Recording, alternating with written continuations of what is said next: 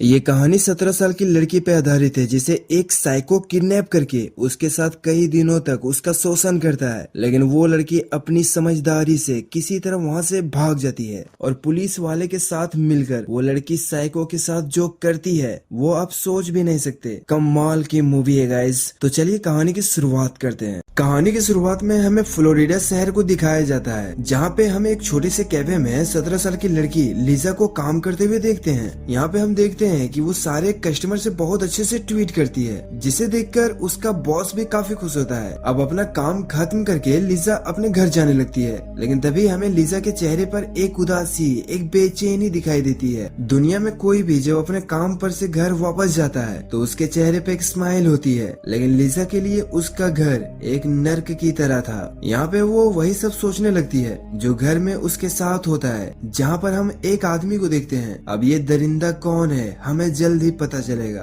और तभी रास्ते में लीजा की नजर एक ब्लैक कार पे जाती है जिसे देख के वो घबरा जाती है और अपने साइकिल की स्पीड तेज कर लेती है और फाइनली वो अपने घर पहुंच जाती है। यहाँ पे हमें पता चलता है कि ये घर असल में लीजा की नहीं है। दरअसल वो अपनी नानी और उसके बॉयफ्रेंड मॉरिस के साथ रहती है। मॉरिस वही बंदा है जिसके बारे में लीजा सोच रही थी। असल में मॉरिस लीजा के नानी को फाइनेंशियली सपोर्ट करता है और इसी के बदले उसे लीजा के रूम में जाने का ऑर्डर मिलता है। वहीं एक दिन लीजा इन सब चीजों से परेशान होकर एक सुसाइड नोट लिखती है, लेकिन उसके अंदर इतनी हिम्मत नहीं होती कि वो सुसाइड कर सके। दरअसल लीजा की माँ ने लीजा को 14 साल की उम्र में ही उसने लीजा को उसके नानी के यहाँ भेज दिया था। यहाँ पे लीजा को लगता था कि उसकी नानी की फाइनेंशियल कंडीशन ठीक नहीं है, इसीलिए वो अपनी सैलरी के सारे पैसे अपने नानी को दे देती थी ताकि उसे मॉरिस का सहारा ना लेना पड़े। लेकिन इससे कुछ नहीं बदलता। अब अगले दिन लीजा फोन पर अपनी छोटी बहन से बात कर रही होती है। वो कहती है कि उसे यहाँ नहीं रहना, उसे यहाँ बिल्कुल भी अच्छा नहीं लगता। यहाँ पे लीजा अपनी माँ से भी बात करती है। लीजा अपने साथ हो रही घटनाओं के बारे में अपनी माँ को बताती है, वो सब कुछ जो भी मॉरिस उसके साथ करता है। लेकिन इन सब बातों के बावजूद भी उसकी माँ उसे वहीं पे रहने के लिए कहती है। वो कहती है कि तुम्हें अपनी नानी का ख्याल रखना है और ये कह के वो फोन रख देती है। अब यहाँ एक बात पक्की हो जाती है कि लीजा के साथ जो भी इंसिडेंट हो रहे हैं उन सभी घटनाओं के बारे में उसकी मॉम को पता होता है। लेकिन इससे लीजा की मॉम को जर्रा बराबर भी फर्क नहीं पड़ता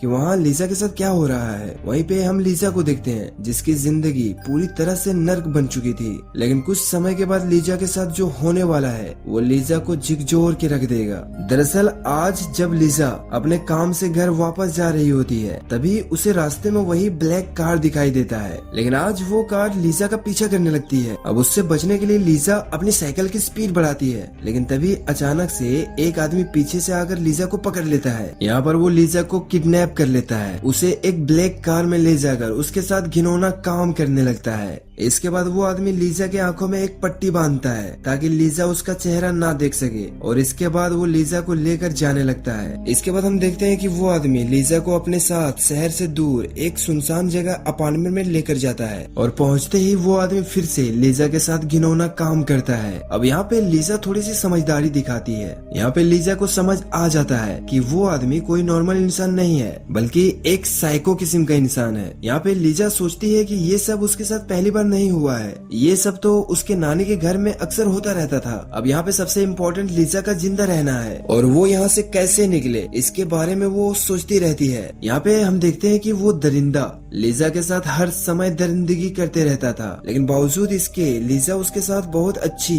और काफी नरमी से पेश आती है। वो उससे काफी अच्छे से बातें करती है और हमेशा बस वो उससे सॉरी कहती है। यहाँ पे लीजा सोचती है कि इस आदमी के साथ जरूर कोई लड़की गलत की है और इसी के कारण ये आदमी इतना साइको हो गया है। यहाँ पे लीजा उस आदमी से कहती है कि मुझे लगता है कि तुम्हें किसी लड़की ने धोखा दिया है, वरना तुम एक बहुत ही अच्छे इंसान हो। और यहाँ पे लीजा अपनी अच्छी अच्छी बातों से उस आदमी को मैनिपुलेट कर लेती है। यहाँ पे वो आदमी उसकी बातें मान भी जाता है। वहीं दूसरी तरफ हम लीजा के नानी को देखते हैं जो लीजा के घर वापस न आने पर एक मिसिंग रिपोर्ट लिखवाने के लिए जाती है और इसके बाद पुलिस अपनी इन्वेस्टिगेशन शुरू कर देती है। अब सबसे पहले पुलिस लीजा के माँ के पास जाती है, जहाँ पे वो कहती है कि शायद वो अपने बॉयफ्रेंड के साथ भाग गई होगी। अब उसकी बातें सुनकर पुलिस वाले वहाँ से जाने लगते हैं, लेकिन तभी उसके सामने उसकी छोटी बहन आती है। वो कहती है कि मेरी बहन ऐसी नहीं है, वो कभी भी किसी लड़के के साथ नहीं भाग सकती। मुझे लगता है कि जरूर उसके साथ कुछ गलत हो रहा है, प्लीज सर मेरी बहन की मदद करो, वो बहुत ही बड़ी मुसीबत में है। इसके बाद पुलिस वाले उसी कैफे में जाती है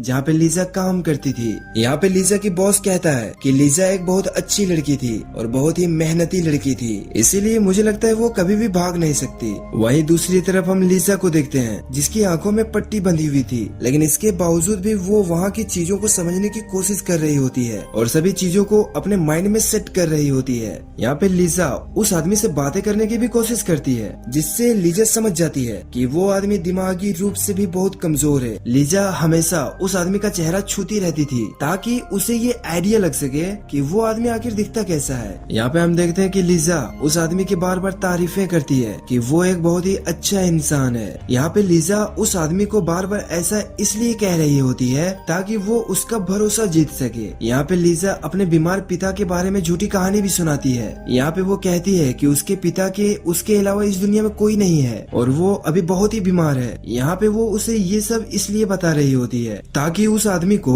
उससे थोड़ी हमदर्दी हो सके और उस पर तरस खाकर वो आदमी उसे छोड़ दे। यहाँ पे हम देखते हैं कि लीजा के जादू तो सच में काम कर जाती है और कुछ समय के बाद वो लीजा के हाथों को खोल देता है। यहाँ पे लीजा ये समझ गई थी कि उसकी एक गलत कदम उठाने से वो आदमी उसे सूट भी कर सकता है, क्योंकि वो आदमी लीजा के साथ 24 घंटे इसी कमरे में रहता था। अब लीजा अपनी मौजूदगी का सबूत उसके घर में धीरे धीरे करके छोड़ना शुरू कर देती है। वो अपने हेयर पिन को उसी बेड के नीचे फेंक देती है। इसके बाद वो बाथरूम जाने की बहाना करती है, जहाँ पे लगे मिरर पर अपने फिंगरप्रिंट्स को बना देती है और तभी वो बाथरूम में रखी एक जोड़ी शूज को भी देख लेती है और इस जूते की कलर वो अच्छे से याद कर लेती है और तभी वो साइको यहाँ पहुँच जाता है। अब उसे देखकर लीजा एकदम नॉर्मल रिएक्ट करने लगती है और यहाँ पे वो ऐसा प्रिटेंड करती है जैसे उसे उसका काफी फिक्र है। अब एक दिन जब वो आदमी सो रहा होता है तभी लीजा चुपके से उठकर उसी के फोन से फोन लगाने की कोशिश करती है, लेकिन इससे पहले कि वो कॉल में किसी से बात कर पाती वो आदमी नींद से उठ जाता है और वो लीजा को पकड़कर उसे जान से मारने की कोशिश करता है। लेकिन तभी लीजा उससे कहती है कि वो बस अपने बीमार पिता की तबीयत पूछने के लिए कॉल कर रही थी और इसके अलावा वो कुछ भी नहीं चाहती, बस वो अपने पिता को बताना चाह रही थी कि वो खुश है और वो उसके लिए बिल्कुल भी परेशान ना हो।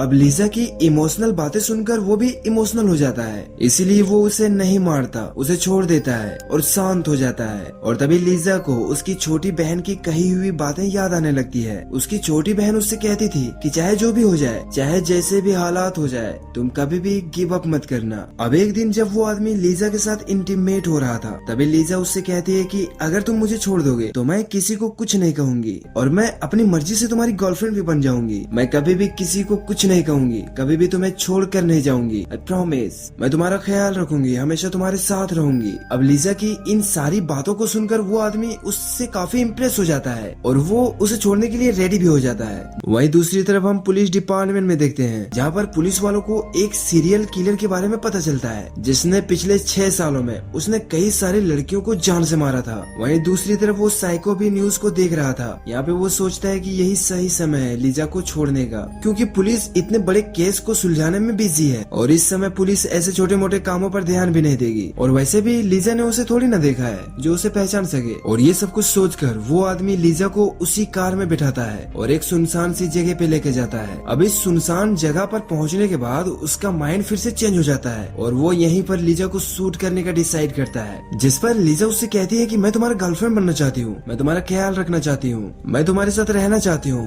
प्लीज मुझे मत मारो। यहाँ पे वो साइको उसकी बातों से फिर से पिघल जाता है। वो आदमी लीजा से कहता है कि ठीक है, और अगर पुलिस तुमसे पूछे तो तुम पुलिस वालों से कहना कि मैं एक काला और शॉर्ट हाइट का आदमी हूँ। और इतना कहकर वो आदमी यहाँ से अपनी कार लेकर चला जाता है। वहीं लीजा यहाँ से भागती हुई अपने घर वापस आ जाती है और पहुँचते ही वो अपनी नानी से कहती है कि उसे एक आदमी ने किडनैप कर लिया था, लेकिन यहाँ उसकी बातों पर कोई यकीन नहीं करता। अब क्योंकि उसकी नानी ने पुलिस में कंप्लेन दर्ज करवाई थी, लेकिन जैसे ही लीजा वापस आती है वो पुलिस वालों को बताती है कि लीजा वापस आ गई है। लेकिन वहाँ का एक पुलिस ऑफिसर लीजा से बात करना चाहता था। असल में वो जानना चाहता था कि लीजा के साथ हुआ क्या था। यहाँ पे लीजा पुलिस वालों से अपने साथ हुई घटनाओं के बारे में बताने लगती है, लेकिन यहाँ पर उसकी बातों पर कोई भी यकीन नहीं करता, क्योंकि सबको लग रहा था कि अगर उसके साथ सच में कुछ हुआ रहता तो उसकी बॉडी में चोट के निशान होते, वो जख्मी होती, लेकिन ऐसा कुछ भी नहीं है। और यदि उसके हाथ और पैर बंधे हुए नहीं थे तो उसने वहाँ से भागने की कोशिश क्यों नहीं की या फिर चिल्लाई क्यों नहीं। लेकिन लीजा सबसे कहती है कि वो आदमी पूरा का पूरा साइको माइंड का था, उसके पास एक गन थी जिससे वो मुझे हमेशा मारने की धमकी देता रहता था, इसीलिए उसने कुछ भी ऐसा काम नहीं किया जिससे वो आदमी उसे शूट कर सके। लेकिन वहाँ मौजूद सारे अफसर को लीजा की बातें सुनकर ऐसा लगने लगा था कि लीजा इन सब बातों को मीडिया अटेंशन पाने के लिए कह रही है। यहाँ पे इन दोनों लेडी अफसर को ये तक लगने लगा था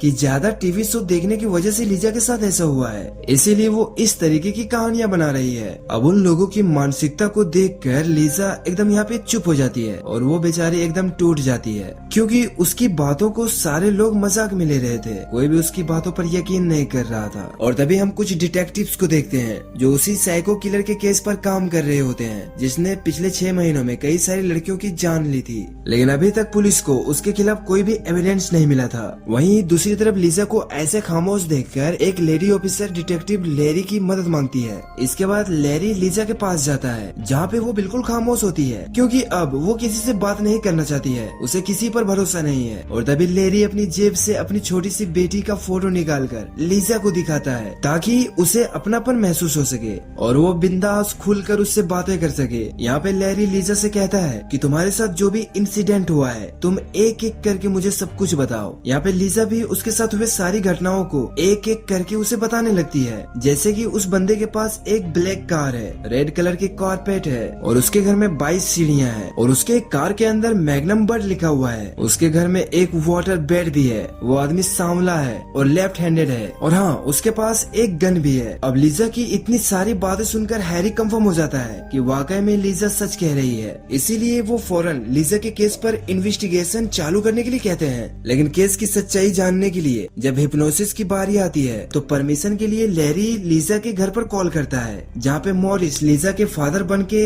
लैरी से बातें करता है और वो लैरी से इस चीज के लिए साफ साफ इनकार कर देता है। उसकी बातें सुनकर लैरी सोचता है कि आखिर ये कैसे पिता है जिसको अपनी ही बेटी की बिल्कुल भी परवाह नहीं है। यहाँ पे वो लीजा से मॉरिस के बारे में पूछता है कि आखिर वो कौन है और ऐसा क्यों है, और ना चाहते हुए भी लीजा को मॉरिस की सच्चाई भी बतानी पड़ती है। अब उसकी बातें सुनकर वो तुरंत ही लीजा के नानी के घर जाते हैं और मॉरिस को अरेस्ट कर लेते हैं। इसके बाद हम देखते हैं कि लीजा की इस केस को पूरी टीम बहुत ही अच्छे से इन्वेस्टिगेट करने लगती है। लैरी के दिमाग में वही सब डिटेल्स घूम रहे थे जो लीजा ने लैरी को बताई थी। यहाँ पे वो एक ही बात सोच रहा था कि कहीं वो लीजा का किडनैपर इस सीरियल किलर तो नहीं है, क्योंकि यहाँ पे सारे पॉइंट्स उस सीरियल किलर से बिल्कुल मैच कर रहे थे। और ये सब कंफर्म करने के लिए वो लीजा के कपड़ों को फॉरेंसिक लैब में भेजते हैं और कुछ समय के बाद जब फॉरेंसिक रिपोर्ट आती है तब लैरी एकदम कंफर्म हो जाते हैं कि ये वही सीरियल किलर है। इसके बाद ये लोग लीजा को वहीं पर लेकर जाते हैं जहाँ पर वो किलर लीजा को छोड़ने के लिए आया था। यहाँ पे वो गाड़ी में सो जाती है, वो अपने आंखें बंद कर लेती है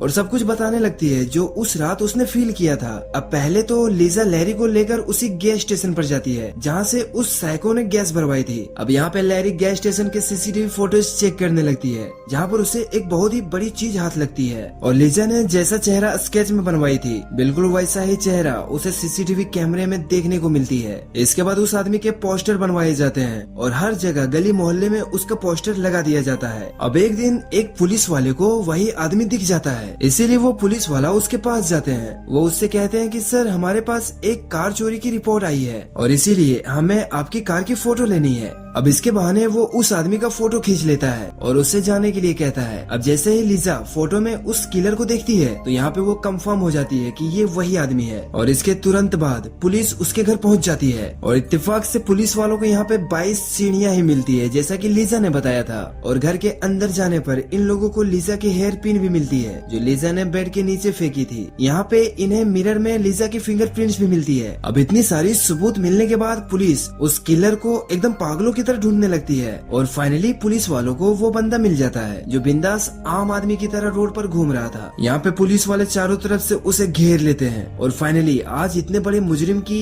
गिरफ्तारी हो जाती है। और इसके बाद सारे पुलिस ऑफिसर लीजा के बहादुरी के लिए सभी लोग उसका क्लैपिंग करके स्वागत करते हैं। दरअसल लीजा ने अपने साथ साथ उन सभी लड़कियों को भी आज इंसाफ दिलाया था जो बेकसूर थी और उस किलर को पकड़वा कर आगे होने वाली क्राइम्स को भी रोका था। अब हम देखते हैं कि लीजा अपने नानी के घर नहीं जाना चाहती थी क्योंकि वो एक नर्क फर्क था। इसीलिए लैरी कांटेक्ट करके लीजा के अंकल और आंटी को वहाँ पे बुलाते हैं। अब लीजा के साथ हो रहे इन अत्याचारों के बारे में उसके अंकल और आंटी को कुछ भी पता नहीं था। यहाँ पे वो लोग लीजा को सॉरी कहते हैं। यहाँ पे वो लैरी से भी कहते हैं कि वो लोग लीजा का बहुत अच्छे से ख्याल रखेंगे। यहाँ पे लैरी लीजा से धन्यवाद कहता है और सच में यार यहाँ पे लैरी भी भाई साहब इमोशनल हो जाता है। अब कुछ समय के बाद हम लीजा की मॉम को देखते हैं, जिसके पास लीजा ने एक लेटर लिखी होती है। वो उससे कहती है कि मॉम आप गलत थी, आप गलत थी इसलिए कि आपको लगता था कि मैं एक अच्छी लाइफ डिजर्व नहीं करती। और वो अपनी मॉम को हमेशा के लिए गुड बाय लिखती है। यहाँ पे उसकी मॉम को भी लीजा की याद आने लगती है। उसे भी लगने लगता है कि उसने लीजा के साथ काफी गलत किया और यहीं पे ये कहानी खत्म हो जाती है। तो गाइस अगर आपको ये लीजा की स्टोरी थोड़ी सी भी अच्छी लगी हो या कुछ भी कहना हो तो आप हमें कमेंट में पूछ सकते हो बिंदास। हर एक कमेंट का रिप्लाई करेंगे दोस्त। वेल मिलते हैं कल नई वीडियो के साथ।